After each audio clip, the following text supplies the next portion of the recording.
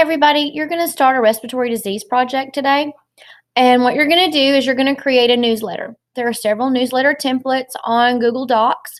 I want you to be sure that you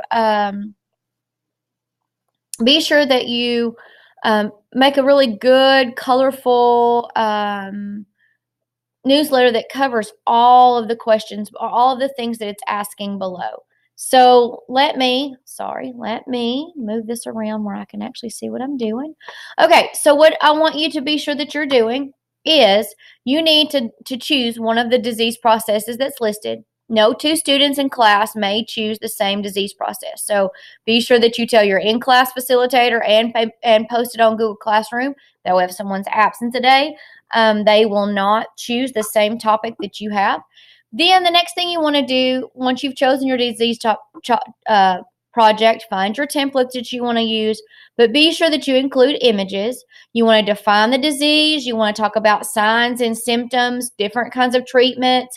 Outcomes means how is the patient going to do in the long run? If someone has COPD, they're not going to get over that. It can be treated. The progression can be slowed. But how is that going to, they're never going to get over that. Whereas if they have bacterial pneumonia, the likelihood is they'll be treated. And if they don't have other health issues, they should get better and go and be back to normal. So that would be outcomes. Impact of the disease on other symptoms.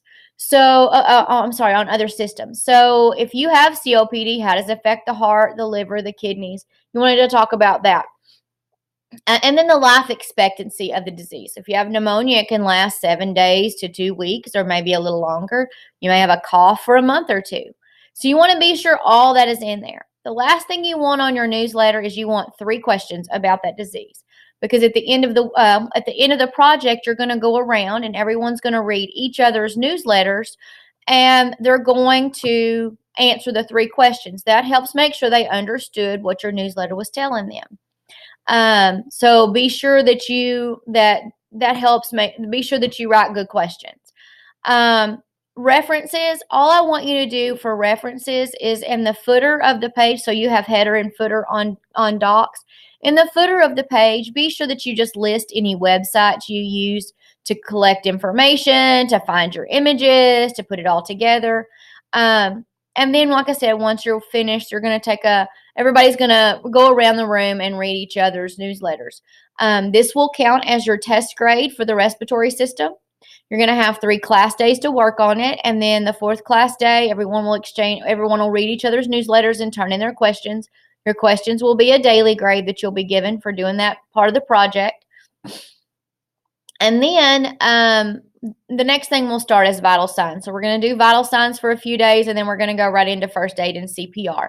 And that'll take us a couple weeks. So we'll start vital signs at the end of this week, and then we'll do vital signs for 2-3 days, hand washing, that kind of thing. And then we will move forward to first aid and CPR, and that will take us just a little bit of time. All right, so if anybody has any questions, let me know.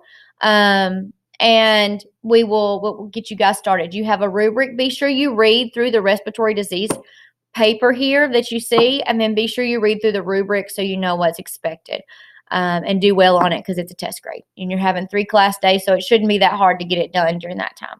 Thanks, everybody. Once again, if you have any questions, just shoot me a message. Bye.